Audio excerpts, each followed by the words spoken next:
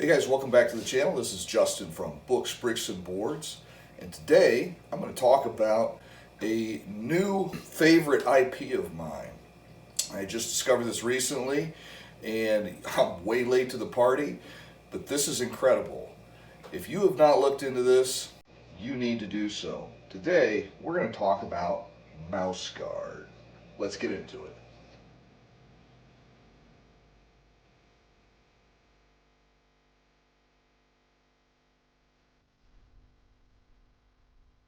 So, what is Mouse Guard, you might ask? Well, Mouse Guard is a graphic novel series written by David Peterson. David talks about this in interviews about how he actually created these characters, these main characters, based on the personalities of him and his friends. And I believe this started as an RPG group that he was playing. But he wanted to play it as mice because that hadn't really been done. So I know people will compare this to Redwall, but this is a much more mature focused theme than that. Just to give you an idea, one of the characters nearly dies in one of the first scenes of the first issues. But the artwork is great. The stakes are high. It's a world of anthropomorphic mice. And interestingly, not all the animals are human-like in their level of communication and intelligence. Pretty much the mice and the weasels are, but then everything else is just like an animal. The stakes are very high. Characters die. There's betrayal. There's traitors. There's a very strong sense of duty. There's a lot of allusions to chivalry, and the Mouse Guard themselves is an organization of protectors of the realm, selfless heroes that do whatever is needing done without much fanfare or support. And it's a medieval level technology. Some of the things you just have to kind of suspend your disbelief and just go with it. For example, this is a world where humans assumingly don't exist, but yet some of the items that the mice use clearly look to be human in nature. One of them fights with like a thread and needle that is sized for a human. But regardless of that, the writing is very tight.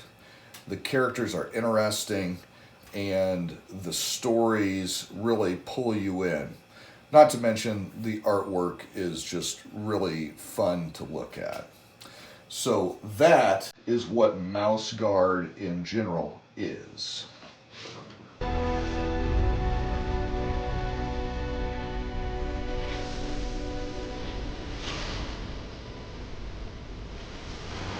You may be asking yourself, why is he talking about a graphic novel series? This is Books, Bricks, and Boards. He talks about role-playing games and board games and a little bit of Lego mixed in. Well, that is because Mouse Guard, the IP, is also a role-playing game. And this is a role-playing game that was designed by a person who is quickly becoming one of my favorite game developers, Luke Crane, and David Peterson. Yes, the same David Peterson that wrote the graphic novel series. For those of you that aren't familiar with Luke Crane, he wrote the very popular Burning Wheel RPG back in the early 2000s. I believe it was 2002.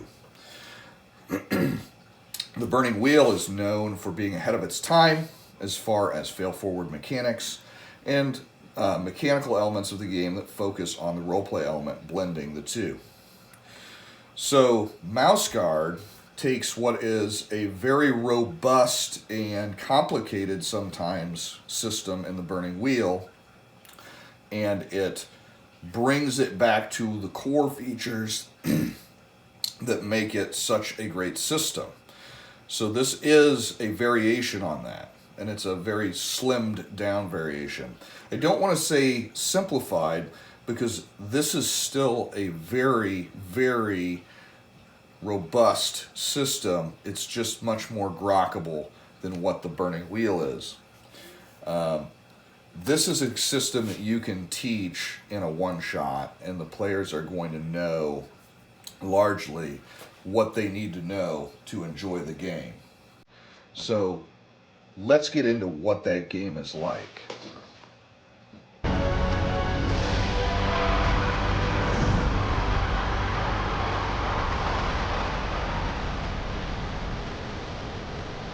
So a lot of times whenever an IP adopts an existing game system, it's very clear that the mechanics don't line up with the source material, and there are some parts that are rather clunky.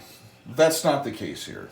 The Burning Wheel, the parts of it that they kept, extremely well adapted to the Mouse Guard world, and the tweaks, the minor tweaks that they made to the Burning Wheel system for Mouse Guard are very well adapted to portray the level of drama and high stakes that you see in the graphic novel. So the system is very simple. Characters have abilities and they have skills, and if you test one of those, you will roll a number of d6s equal to your skill, and 4s, 5s, and 6s are successes, 1s, 2s, and 3s are failures. Occasionally you can spend some meta currency to make 6s explode, which gives you that high-end area on the curve that you can get to. And there are different levels of tests. So there's simple tests, which you just basically have to hit a certain obstacle number that's a certain number of successes. And that can be used to do everything from climbing to hitting a target with your bow and arrow. So then there are more complicated tests that involve like versus tests, where you roll and the enemy rolls, and whoever gets the most number of successes is the winner. And then there are perhaps the highest level, which are conflicts. Conflicts, they get a lot of flack for people that don't understand the system yet, but they're not nearly as complicated as what they seem. Conflicts can be used to resolve fights, they can be used to resolve verbal disputes, they can be used to resolve armies going to battle against each other, and you still use the same basic mechanics with tweaks to which skills impact it and how you modify those. But each time that you have a conflict, you're going to have a series of interactions between two or more sides. And you're still using the skill test, looking for the most number of successes, but you have some modifiers in there. So during each conflict, you're going to choose 3 actions, and your opponent is going to choose 3 actions. You're not going to reveal those until it is time, but when it is time, you're going to reveal your first action, and at the same time, your opponent is going to reveal his first action. I'm doing the motion of flipping a card because they have cards for this. But whenever you reveal, you're going to have chose either attack, defend, maneuver, or feint. So this can be different in context based on what you're doing. If your conflict is a chase, attack might be running, sprinting directly ahead as fast as you can. Whereas defending, you could be trying to make sure you're very careful and you're not giving up any ground to your pursuer. And feinting could be just anything that you're doing to try to trick, or maneuvering could be anything that you're doing to try to set up a better opportunity later, like choosing a path that is going to be more advantageous to you later in a chase. And it works the same way with combat. You know, if you choose attack, it's going to have an advantage against certain types of choices that the opponent makes. If you choose feint, that is going to have advantages against other types, so on and so forth. Sounds very complicated. In practice, though, if you use the cards, it's written on the cards how they interact with each other. Also, If you have the GM screen, which I suggest that you get the box set, which comes with the GM screen and the full rules, not just a starter set of rules. It comes with the full 300 odd page book. It doesn't come with this one. This is the hardback, so you have to get this one separate. But it comes with the same content that's in this book, just in a softback. And the box set also comes with a GM screen, the cards I've been talking about, some dice that have some neat symbols on them, but you could still use just D6s for that. But the screen has the ways that these different actions interact. Also, I digress. So you choose these actions, you roll against each other, you look at how the actions modify your rolls, and you look at how your weapon choices modify your rolls. And then you subtract the winner's totals generally from the disposition. At the beginning of each battle, you roll a disposition, which kind of is it's a more abstract way of looking at the totality of advantages and disadvantages on the battlefield, but it still takes into account your skills. So for a physical conflict, you might roll your character's fight skill, see how many successes you get, and add it to your health. And then the total is going to be your disposition. That's basically how many hits you can take from successes before you are defeated. Now, another thing that's interesting about this game is it doesn't have traditional hit points, which hit points really are a system that we're very comfortable with, but they're kind of an abstraction upon an abstraction. So what this does is it takes away hit points. Each battle you have disposition, which isn't exactly the same thing as hit points, but the characters suffer different conditions. So conditions can be hungry, afraid, angry, injured, sick, or dead. There's several different ones, and each one impacts your rolls differently, and each one has to be removed differently. So anytime you have a conflict, whether it's a physical fight or a verbal conflict, the players and the GMs have to decide together what the goal is of that conflict, and if appropriate, assign a condition afterwards.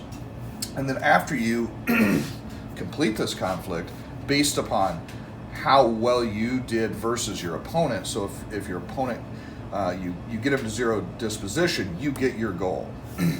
But if he got you very close, you have to give a major complication, a major compromise.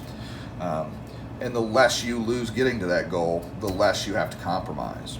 And so there is a little bit of a back and forth between the player and the GM. So this game is not going to be for everyone, because you have to have that good relationship where you can say, well, this seems reasonable, guys. But that is how the conflicts work, and that is, in my opinion, the key to the mechanics in this game.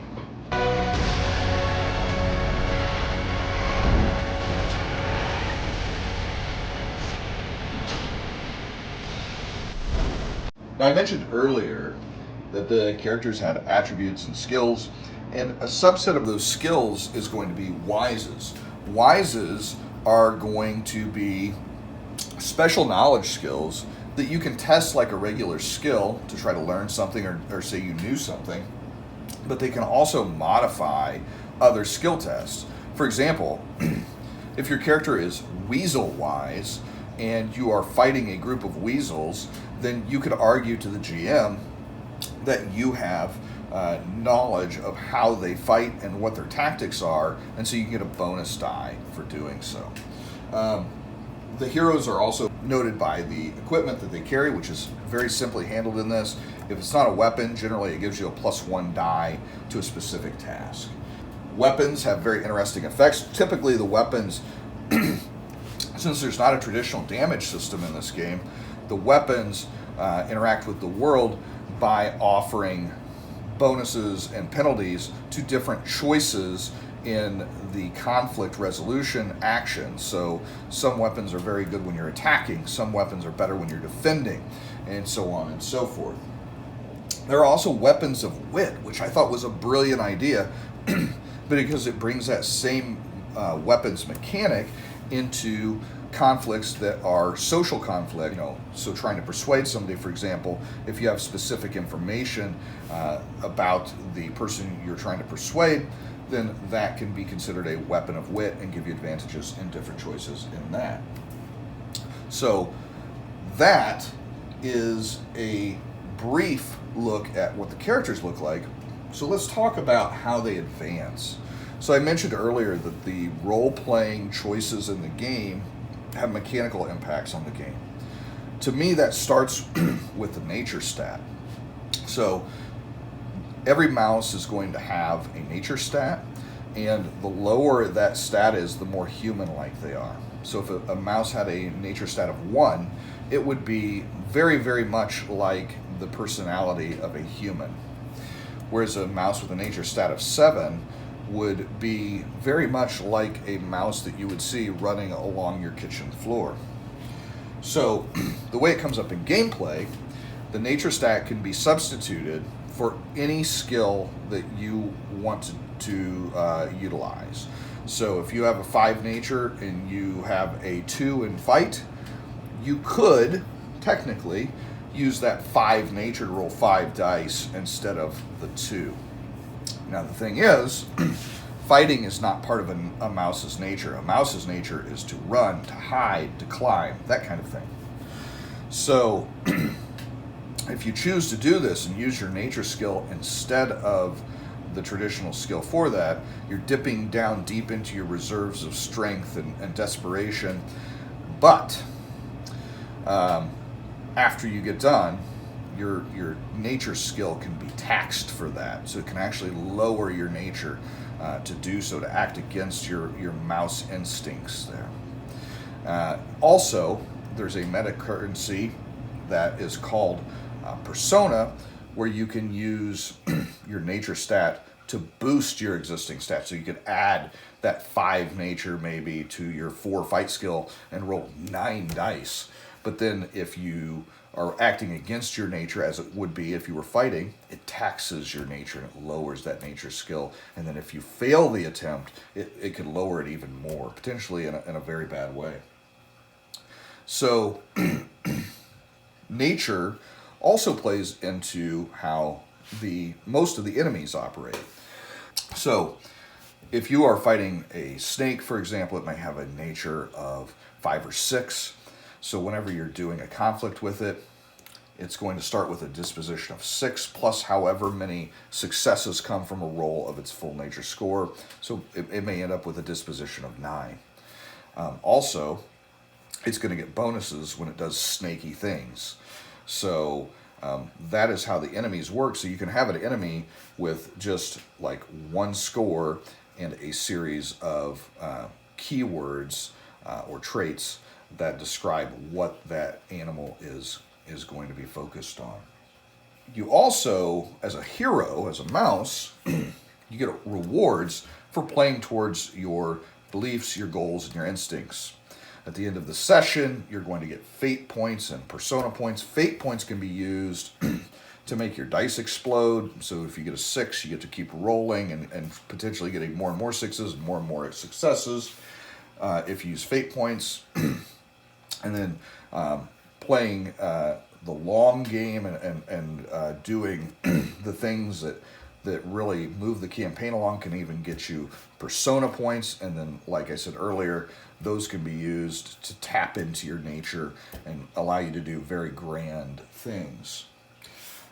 Another thing about the heroes that is interesting about this system, and this is a little bit different even than the way the Burning Wheel and Torchbearer does it, but in order to raise a skill, in Mouse Guard, you have to succeed with that skill a number of times equal to the current skill, and you need to fail at that skill a number of times, 1 less than that. So if I've got a fight ability of 3, I need to be successful in 3 fight checks, and I need to fail 2 fight checks. And you can't trade 1 for 1, so if you can't use an extra success as a failure. And it gets across the point that we don't learn just by succeeding, we also learn by failing. So you have to constantly be looking for challenges to increase your skill and to grow as a skilled Mouse Guard. So that, in a very, very brief nutshell, is the Mouse Guard role-playing game. And this is one of my new favorites. I can't wait to get one of my two groups at the table to play this. And if neither one of them are interested, I'll have a third group because I am going to be playing this game. The IP is great. The role-playing game is great. As I said, Loot Crate is quickly becoming one of my favorite game developers. You're going to be hearing more about Burning Wheel products from me because I love this stuff. And in general, if you get a chance to play the Mouse Guard role-playing game or read the graphic novels, I think you should be doing that. I've been reading mine on my own and with my 4-year-old and my 12-year-old. Everybody's into it. But if you're going to get into the game, my suggestion is grab the box set.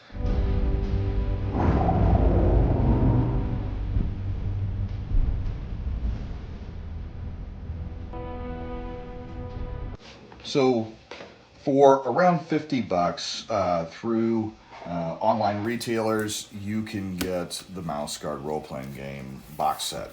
And as I said, you get this full book. This is everything that was in my hardback.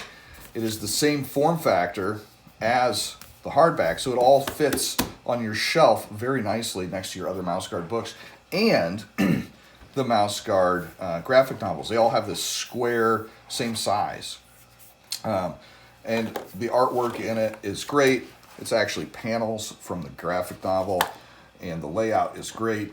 I read this entire book just in the last few weeks, and it groks very easily, and it's very fun.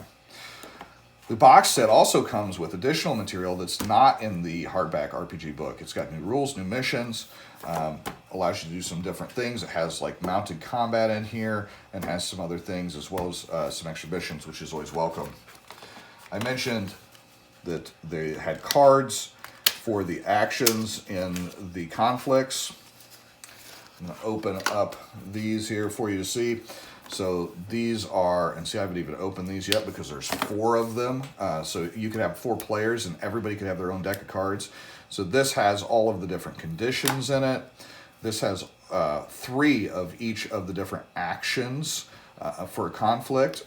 And as you can tell at the bottom, it tells how they interact with other actions. So if you choose attack and your opponent was attacked, you roll independent tests and then you both do damage to each other. If you chose attack, they chose defend, then you would have a versus test. And whatever the winner beats the other by, the disposition is changed by. If you fainted, or if they fainted and you attacked, it's an independent test. And then if they maneuvered and you attacked, it's a versus test. And then these are the different pieces of equipment, weapons, and armor. And it tells you how they interact with the different actions in the game. These are the dice, and they look complicated, but they're not. Basically, the 1, 2s, and 3s are this Circle Ouroboros, which is the failures, or cowards as they call them in this game. The crossed daggers are successes, and the black axes are 6s, because you have to know when they explode. You get 20 of those dice, which is pretty insane. And then you also get this really nice screen that has a ton of useful information on it. All the tables that you would want at your game are going to be right there. It even has some player-facing information about the different actions and how they interact with each other on the other side, as well as some art. And it has some sheets here for character sheets. You get a whole bunch of them. If you can go through all of these, God bless you, you've played a lot of Mouse Guard. And then there's some more record sheets for the Game Master to keep track of the goals, instincts, and beliefs of each of the heroes, so you know what your cues are for interacting with your heroes, the way they want to be role-played with, which is really nice. Just a little bit more that I left out when I was talking about the game mechanics. It has some really good Game Master advice on how to create a really intriguing mission structure. Basically, there are four factors of an adventure in Mouse Guard. There's weather, there's nature, there's animals, and there's mice. So it suggests that you use 2 of those in every one of your adventures when you're writing them, and then keep the other 2 in reserve that you could use as a twist so that you can have them fail forward, rather than if they fail a test, they don't just fail. Maybe a new twist is entered instead of them just failing the roll. But again, I digress. This is Mouse Guard. And if you're not playing it yet, I think you should be. I know I'm going to be. And I have fully dove into the Loot Crane Burning Wheel product line. And I have an entire shelf of my bookshelf now that is occupied by his products. So, till next time, this has been Justin from Books, Bricks, and Boards. If you enjoyed the content, please make sure to like, share, and subscribe. And good gaming, and God bless.